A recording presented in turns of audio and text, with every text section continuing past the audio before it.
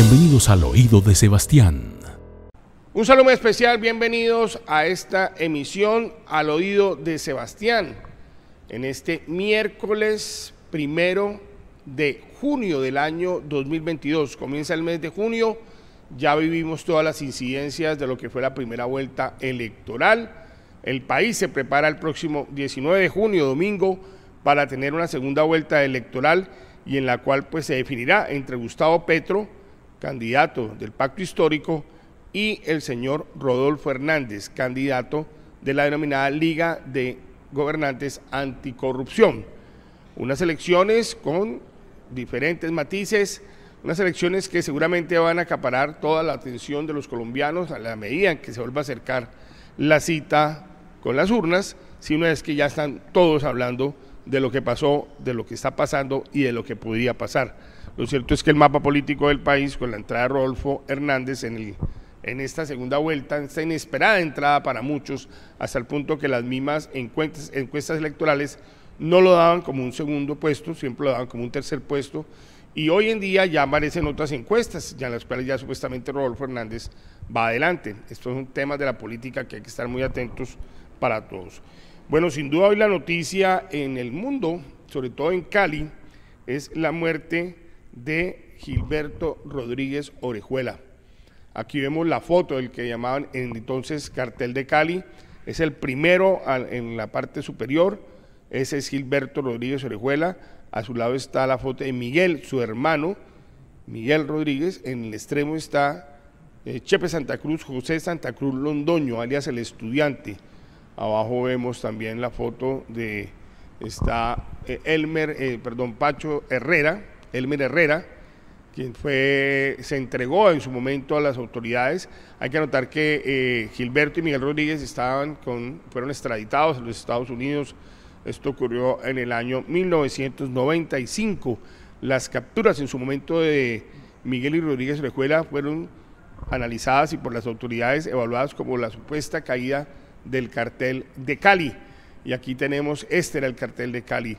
La foto de la izquierda, de la derecha es Patiño Fomeque, quien era supuestamente el varón del narcotráfico en Buenaventura. Hay que anotar que para el cartel de Cali, para la caída del cartel de Cali, sobrevino después del denominado proceso 8000, un proceso que se abrió en su momento en contra del entonces presidente entrante Ernesto Samper, y quien supuestamente recibió financiación por parte del cartel de Cali en su campaña presidencial, en la cual derrotó al entonces rival, el Partido Conservador, Andrés Pastrana.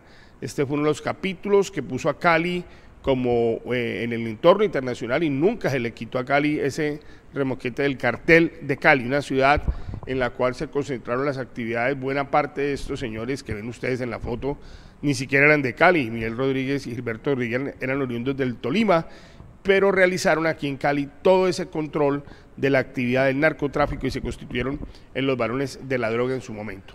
Hoy muere Gilberto Rodríguez, muere en una prisión en Estados Unidos, muere afectado de diferentes enfermedades, muere solo, sin su familia, muere el que fue el símbolo en su momento en los años 80 de una ciudad opulente, una ciudad en la cual pues para nadie es un secreto que ellos tuvieron muchos negocios, tuvieron una vinculación directa, por ejemplo, con el equipo América de Cali, equipo que después por diferentes temas legales se pudo cambiar su razón social y como su estructura legal, y pudo prácticamente continuar funcionando el América. Así también ocurrió con otras empresas como Droga La Rebaja, por ejemplo, y otras entidades. De todos modos, hoy en Cali, después de, eso fue el año 95, hagamos cuentas ligeras, estamos de 25 años de que está todo abandonado, buena parte de las propiedades de los hermanos Rodríguez Orejuela.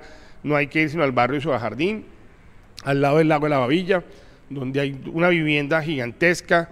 Tuve alguna vez la oportunidad de entrar periodísticamente a cubrir esta casa después en tema de las ruinas del cartel de Cali, y una casa que creo que puede tener es una manzana completa. Hoy está ocupada una parte por parqueaderos que habilitaron, la otra parte, todo esto está en manos de la DNP, todo lo que es la DNE, perdón, la Dirección Nacional de Estupefacientes. Todas estas cantidades de casas, de viviendas, de lotes, de infraestructuras que quedaron abandonadas. Como les decimos, esto empezó en el año 95 cuando se adelantó el bloque de búsqueda, que fue conformado por integrantes del ejército y la policía. Comenzó la persecución del cartel de Cali. Año 95 son capturados. Primero fue capturado Gilberto Rodríguez en el barrio Santa Mónica de Cali, al norte de la ciudad. Está en compañía de su novia, la entonces, que ha sido una reina, Aura Lucía Restrepo, y fue capturado un viernes en Cali. La fecha exacta no la acordamos, pero en cuestión de meses. Gilberto Rodríguez después fue recluido en La Picota, la cárcel La Picota de Bogotá, y fue enviado hacia Estados Unidos, donde hoy fallece Gilberto Rodríguez Orejuela. Su hermano Miguel continúa en esta prisión y bastante afectada de salud, la suerte de los hermanos Gilberto y Miguel Rodríguez Orejuela. Esta es la noticia con la que comenzamos hoy. Vamos a hablar también de derechos humanos. Vamos a estar más adelante con el abogado Alexander Montaña, el caso del soldado Quiñones. Recuerden el caso, ya está con nosotros el abogado Elmer Montaña, perdón, el abogado Alexander Montaña, tienen nombres parecidos con abogados. Abogado, mucho gusto, bienvenido aquí al Oído de Sebastián. Buenos días, Oscar, un placer estar con usted en su programa. Cartel de Cali con el que abríamos, creo que toda nuestra generación, yo diría que caleños menores de 40 años, para arriba más bien, tuvimos no que ver, pero sí que vivir y convivir con buena parte de la historia del Cartel de Cali.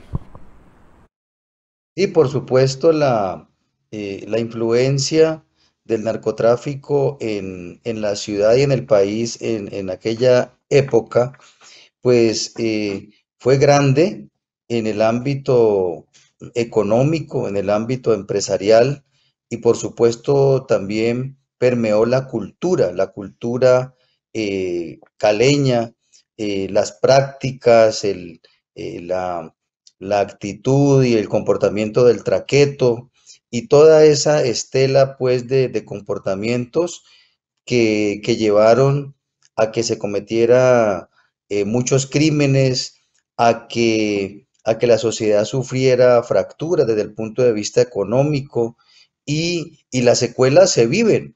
Es decir, lo que estamos viviendo con posterioridad a esa gran influencia de estos personajes que terminaron pues sus días en las cárceles de Estados Unidos, la podemos ver ahora. Recuerde que a partir del año 2002 el país empieza en una nueva fase en la cual estos sectores narcotraficantes ya no eran marginales ni tenían una influencia, digamos, paralela al Estado y a la sociedad, sino que se empotraron en el gobierno, se empotraron en los escenarios de poder a través del gobierno y de una élite mafiosa que le dio pues una conducción a todas las instituciones del Estado en favor del narcotráfico, y eso lo estamos viviendo actualmente. El hecho de que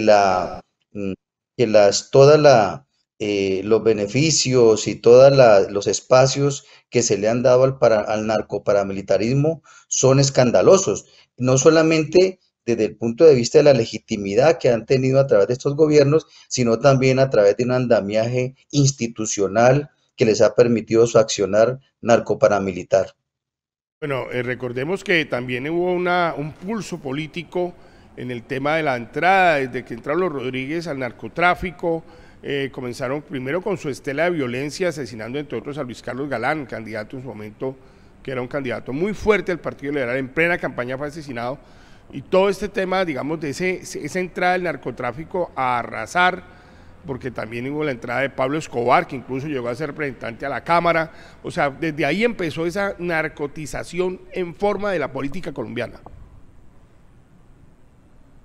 ¿Recuerda esos momentos escasos, esa década del 90 en la que murieron varios candidatos presidenciales? Pienso que son de los momentos más dolorosos y que ha vivido la sociedad y el país, y por supuesto que demostraron también el gran poderío económico y de influencia y de control que ejercieron los grupos narcotraficantes, como no solamente los Rodríguez Orejuela, el cartel del Norte del Valle, sino también lo que usted menciona, el papel de Pablo Escobar, que contó, por supuesto, para poder actuar también con gran parte de la fuerza pública y los organismos de seguridad del Estado para poder consolidar su poderío militar y económico en el país. Creo que es un capítulo de la historia del país, abogado, que hoy que muere Gilberto Rodríguez, pues se puede retomar, que se llamaría la mafiopolítica, porque recuerde que fue una mafia metida comprando desde la campaña presidencial hacia abajo.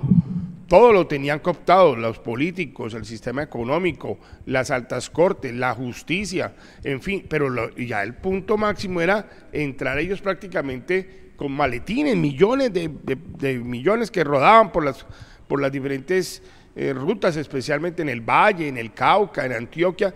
Era una política mafiosa. Creo que eso es lo que más daño le hizo a la política colombiana.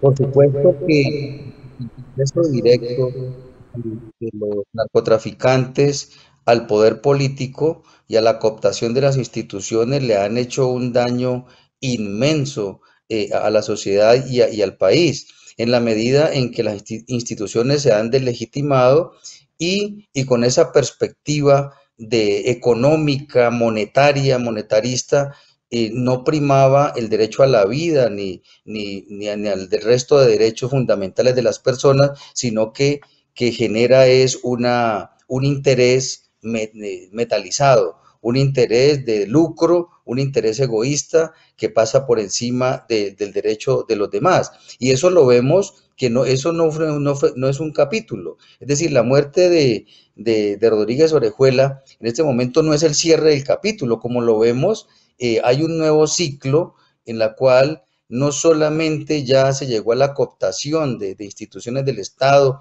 del Congreso particularmente, del Ejecutivo, también ha habido influencia en la misma rama judicial, en todas las instituciones del Estado, la Fiscalía, etcétera, pero el gran problema, y pienso, Oscar, que ese capítulo podemos empezar a pasarlo en la medida en que la sociedad colombiana seamos conscientes que ese no es el camino, que ese camino de la violencia y del lucro y del negocio del narcotráfico no ha traído sino dolor. Y hay que pasarlo ahora, y por eso el problema no solamente es monetario, no solamente es económico, sino que tenemos que volver a revisar esos valores, a revisar esos principios que requiere la sociedad colombiana para pasar definitivamente esta página. Una página, como usted dice, que queda con muchas secuelas. Por ejemplo, legalmente, pues sí, ellos todos están, la mayoría, pues condenados o murieron en su propia ley.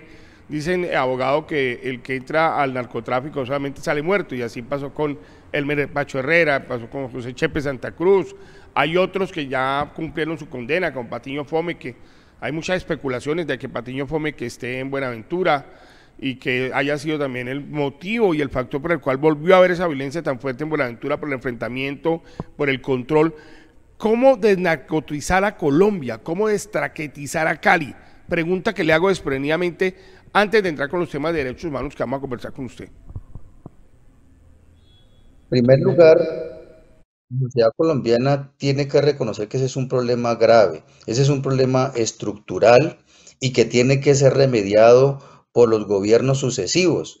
Entender que el problema del narcotráfico no solamente es un problema económico, sino que también es un problema de salubridad, un problema de salud pública, y como tal, por supuesto, hay que buscar los mecanismos de legalización progresiva de estas drogas y permitir quitarle el negocio que tienen monopolizadas las mafias. Y por supuesto que el valor económico y todo el producido del narcotráfico tendría que ponerse al servicio precisamente del restablecimiento de la salud de la sociedad y las personas que han caído en este flagelo. Y una de las políticas que tiene que implementar el gobierno es también entender que el narcotráfico es la gasolina de la guerra, que el narcotráfico tiene que ser desmontado del país, entenderlo como un fenómeno también de demanda, de oferta, y tratar de desmantelar aquellos grupos narcoparamilitares mediante procesos de sometimiento a la justicia desde el punto de vista legal, pero la sociedad también tiene que estar abierta y tener una posición crítica con el fin de poder superar estos factores, que entre otras cosas, los factores de violencia tienen que leerse ahora. Colombia está exportando el 70% de la cocaína del mundo. Entonces uno se pregunta, bueno, ¿y para dónde van todos esos recursos? Los recursos van a terceros países donde se lucran, donde se llegan las divisas, pero resulta que la violencia se nos queda aquí en el país y la degradación ambiental y los graves problemas sociales quedan aquí. Así que esa es una tarea que le corresponde al nuevo gobierno, dar el debate, hacer las reformas legales y someter al mayor número de grupos desde el punto de vista de posibilidades de sometimiento a la justicia a través de los mecanismos existentes y otros mecanismos imaginativos que puedan permitir superar el flagelo del narcotráfico. Abogado, el problema social del narcotráfico lo vemos en cualquier esquina allá de Cali, lo vemos en los parques, lo vemos en el corredor de Santa Elena que va a dar desde el barrio San Judas hasta más adelante Santa Elena, donde usted puede a esta hora transitar y cualquier caleño y puede observar más de 150, 200 personas consumiendo droga todo el día en Cali. Todas estas son secuelas del cartel de Cali, de las drogas, del narcotráfico, porque en su momento los narcotraficantes, cuando comenzaron a tener muchos golpes en Estados Unidos, tomaron la gran decisión, la perversa decisión de llenar las calles de las ciudades con droga, que incluso la regalaban al comienzo para que la gente comenzara a volverse adicta. Todo esto lo estamos viendo hoy en las calles de Cali, es herencia perversa del cartel de Cali. Es el producto de una historia larga y de una permisividad de los sectores políticos y del establecimiento, que se congraciaron con el narcotráfico. Muchos de ellos, vale decir también, Oscar, se mimetizaron, hicieron la vuelta, como se dice, legalizaron sus fortunas y por ahí andan en las calles con corbata, por ahí andan como Pedro por su casa. Y ese flagelo que usted menciona es evidente. O sea, el tema del microtráfico, mal llamado microtráfico porque de micro, desde el punto de vista económico, no tiene nada, porque ese es un gran negocio. Y como dice usted, contaminando a los jóvenes, a los niños, a los adolescentes en las escuelas, en los sitios de encuentro. Usted recuerda que un reforzamiento del fenómeno del microtráfico se dio luego de que en la pandemia no había una gran demanda, producto pues del confinamiento y producto de que la gente no tenía recursos, pero posteriormente, como siempre, la delincuencia se las ingenia para poder promover, dar pruebas y incentivar para que volver consumidores a los niños. Y esa es, para finalizar este punto, Oscar, esa lógica debemos entenderlo en la lógica del mercado, en la lógica del consumo y en la lógica del capitalismo. El narcotráfico es un negocio más del capitalismo y hace parte de su esencia, no solamente desde su perspectiva económica y de lucro, sino también desde la degradación del ser humano que es visto no como un fin en sí mismo, sino como un instrumento para el lucro. Así como usted dice, cerramos esta primera parte del programa con el tema del día, la muerte de Gilberto Rodríguez Orejuela, entonces llamado, no, abogado, el ajedrecista. Yo recuerdo cuando lo capturaron en el barrio Santa Mónica, que hoy en día es un lote abandonado, donde estaba la casa, que se encontró un ajedrez y era famoso Rodríguez Orejuela por el tema del ajedrez. También el tema de toda esa estela de dolor. ¿Qué familia? La familia Rodríguez, y con sus dos patriarcas, Miguel y Gilberto, todos los hijos han sido capturados, abogado. Fue una familia, tanta plata, tanto poder, tanta riqueza y terminar perseguidos, desterrados, condenados, viudas, huérfanos. Es una historia que bien vale la pena, abogado, que se vuelva a escribir, porque creo que hay muchos capítulos, sobre todo para quienes vivimos en esa Cali de los años 80, años 90, periodísticamente hemos cubierto pues toda esta historia del cartel de Cali, pues volverla a retomar en otro momento, abogado. y sobre todo para recoger las lecciones que nos ha dejado. Usted bien lo ha dicho, una vida de opulencia, de excesos, una vida de muchos bienes materiales a disposición, unas prácticas sociales desproporcionadas, pero en últimas, ¿qué es lo que queda? Entonces la sociedad tiene que revisar realmente cuáles son los propósitos y cuáles son de verdad digamos, las prácticas sociales que nos llevan a una vida tranquila, a una vida digna, sin tener que trasegar por esas sendas infernales, pues, de la búsqueda del lucro a costa de lo que usted ha dicho, de la libertad, de la familia y de la degradación humana. Pienso que esa es la gran lección y la sociedad tiene que reevaluar ese ideario, o mejor, ese imaginario que hay en que ser traqueto, en que el lucro, en que la vida fácil, que la vida buena es lo mejor. Mentira, ahí tenemos los resultados y ahí tenemos una gran lección para aprenderla como sociedad. Abogado, es la lección también que le queda a muchas generaciones que viven la historia de gente como la de Gilberto Rodríguez, tanta opulencia, tanta riqueza, tanto poder, y terminar hoy prácticamente solo, muriendo confinado en una cadena perpetua en Estados Unidos. Pausa y ya continuamos con el abogado Alexander Montaña.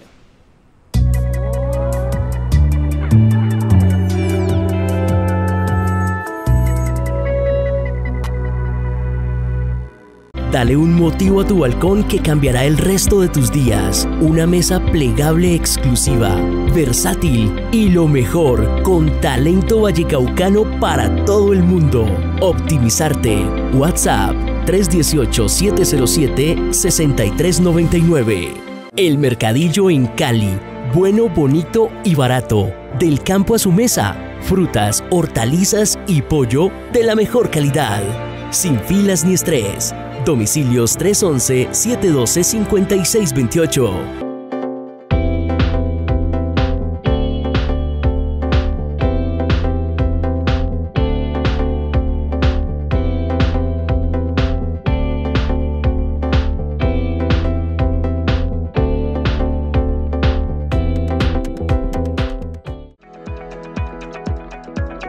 Se amplía el plazo del pronto pago para el impuesto predial. Hasta el 30 de junio aprovecha el 15% de descuento y realiza tu pago en los puntos autorizados o de forma digital en www.cali.gov.co. Mi compromiso es con Cali. Al oído de Sebastián, con Óscar López Noguera. Muy bien, continuamos al oído de Sebastián. Hoy nuestra primera parte dedicada al tema de la noticia del día, la muerte de Gilberto Rodríguez Orejuela, el capo del cartel de Cali. Y ahora estamos también con el abogado Alexander Montaña para hablar sobre dos denuncias muy concretas. Abogado, ¿cómo va el caso del soldado Quiñones, soldado que desapareció en el cantón del batallón de alta montaña, en Felidia, en la zona montañosa de Cali? Desapareció un día, después aparece y usted está llevando a cabo esa defensa de esa familia, el tema legal. Adelante, abogado, cuéntenos cómo va el caso del soldado Quiñones. A ver, Oscar, hay escenarios. En principio, tenemos que la Fiscalía General de la Nación pues no ha cumplido con su deber de investigar y llevar a juicio a los implicados en este crimen, pese a que hay múltiples evidencias, no solamente de videos, de entrevistas, sino también el contexto mismo muestra que los militares que sacaron a Sebastián de manera ilegal y de manera forzada de la base militar de Bajo Anchicayá, pues están implicados. Entonces vemos que la Fiscalía no está cumpliendo, no ha hecho ningún esfuerzo para procurar imputar cargos a estos militares y que esto sirva como medida de no repetición. Es decir, estamos en pañales en la parte investigativa, pese a todas las solicitudes, a las acciones de tutela, acudir a instancias distintas con el fin de que esto avance, pero no ha sido posible.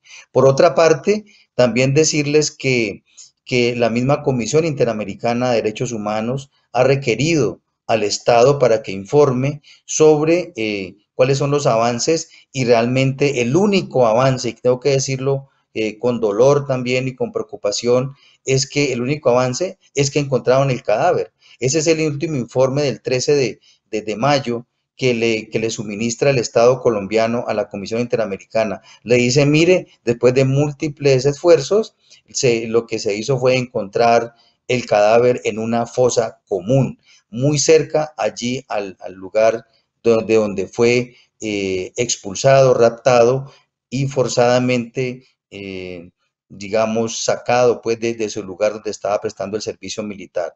Y por otra parte, Oscar, decirle que en desarrollo pues de esos derechos a la verdad que se reclaman, a la justicia, a los mecanismos de no repetición y al derecho a la reparación, se ha instaurado una demanda contra el Estado colombiano para que repare de manera integral los daños, los perjuicios, tanto materiales como inmateriales. En este momento se ha radicado ya la solicitud de conciliación extrajudicial en la Procuraduría,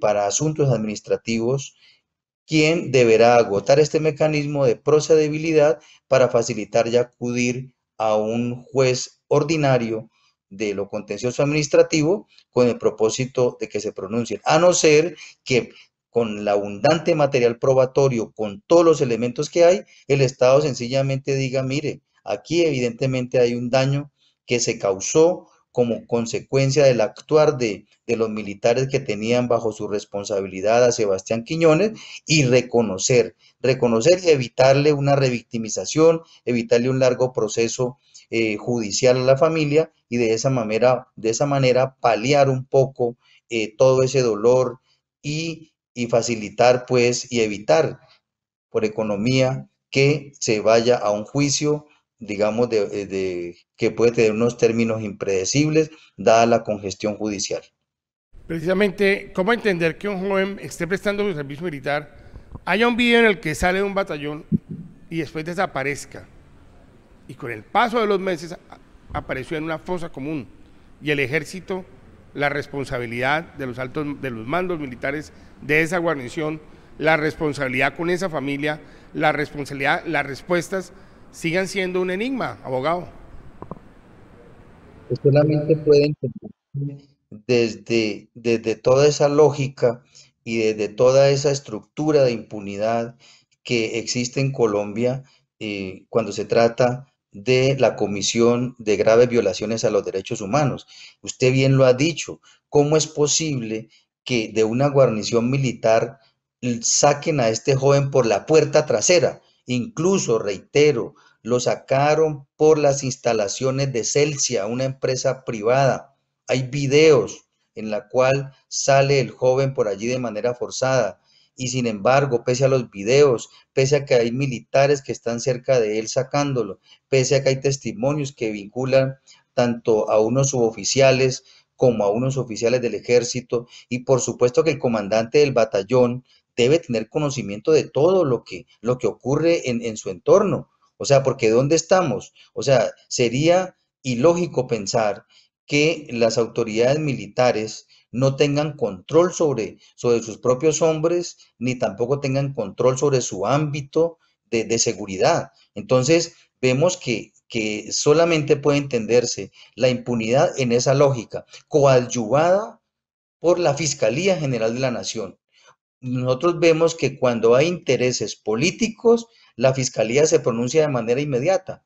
Y aquí tenemos todos los elementos materiales de prueba, de evidencia física, y la Fiscalía no ha tomado ninguna decisión. Entonces, desde ese engranaje de la impunidad, desde esos privilegios que gozan funcionarios del Estado, es que puede entenderse que a estas alturas, ya casi un año de la desaparición forzada, de la entrega del cuerpo de Sebastián torturado, ejecutado extrajudicialmente, no tengamos ninguna respuesta. Por lo tanto, corresponde a los organismos internacionales seguir adelante buscando la responsabilidad del Estado, hasta tanto el Estado colombiano, a través de la rama judicial, no individualice y se pronuncie frente a las responsabilidades de orden penal de manera individual.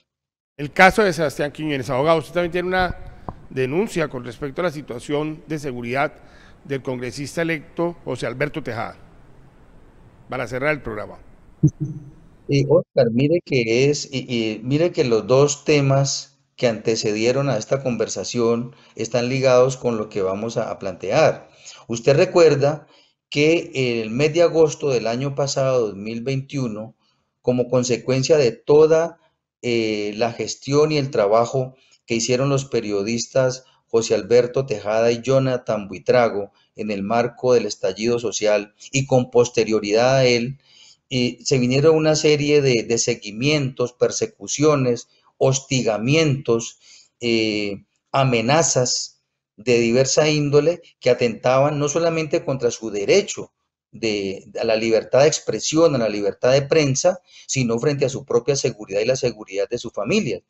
En ese sentido, la Comisión Interamericana se pronunció, les concedió unas medidas cautelares tanto a José Alberto Tejada como a Jonathan Buitrago, periodistas del Canal 2, y allí se obligó al Estado no solamente a investigar los hechos generadores de riesgo, sino que también lo obligó al Estado colombiano a que le diera los mecanismos de protección suficientes para poder garantizar su derecho a la vida y el ejercicio de su profesión. En ese sentido, se le otorgaron unas medidas de protección a José Alberto Tejada que han sido insuficientes en la medida en que los hostigamientos continúan. Son muchos los reportes que se han hecho al Sistema Interamericano de Derechos Humanos, pero particularmente quiero denunciar concretamente hoy que en horas de la mañana del día de hoy una camioneta de la policía sin ninguna razón aparente se estacionó por varios minutos frente a la vivienda del periodista y ahora representante electo José Alberto Tejada, y luego del requerimiento de familiares y de la exigencia, la policía no supo dar explicación de por qué estaban allí. O sea que vemos que es unos mecanismos nuevamente de generar tensión, de generar terror, de generarle zozobra al periodista y ahora representante electo. Pero lo más grave, y esto es lo que quiero denunciar, y es que pese a que se ha pedido con insistencia el reforzamiento de la seguridad del periodista, la UNP no ha prestado atención. Se le han hecho ingentes requerimientos por escrito, se han instaurado acciones de tutela y la UNP continúa con ese incumplimiento pese a la orden del órgano internacional de justicia como es la Comisión Interamericana de Derechos Humanos. Pero también decir que es muy lamentable y es en el hilo de lo que venimos conversando el día de hoy, cómo es posible que el 22 de mayo sea capturado en un vehículo de la UNP el segundo al mando del Clan del Golfo, que tenía medidas de protección de la Unidad Nacional de Protección. Este sujeto que fue capturado en La Guajira fue capturado en un vehículo blindado con 2 hombres de protección, con armamento, con chalecos, todo entregado por la Unidad Nacional de Protección. O sea que eso nos muestra que la UNP está al servicio del narcoparamilitarismo, mientras que a las órdenes de carácter internacional para la protección de una persona que ejerce un papel legal, un papel legítimo en la sociedad necesario, entonces lo deja sin el debido reforzamiento de sus medidas de protección. Así que es evidente, aquí no podemos llamarnos engaños, aquí se utilizan de manera milimétrica estos mecanismos de protección, es al servicio de la criminalidad y no de quienes lo necesitan. Ojalá, muy bien, abogado. Se revise y se den a los protegidos, defensores de derechos humanos y periodistas que prestan un gran servicio a la sociedad. Muy bien, abogado. Bueno, se nos fue el tiempo aquí hoy al oído de Sebastián. Queremos agradecerle al abogado Alexander Montaña por toda esa compañía en los 3 temas que abordamos y estaremos muy atentos a todas estas circunstancias del soldado Sebastián Quiñones y la situación de seguridad de José Alberto Tejada y Jonathan Buitrago. Somos el Canal 2, soy Oscar López Noguera, nos vemos en una próxima oportunidad aquí al oído de Sebastián.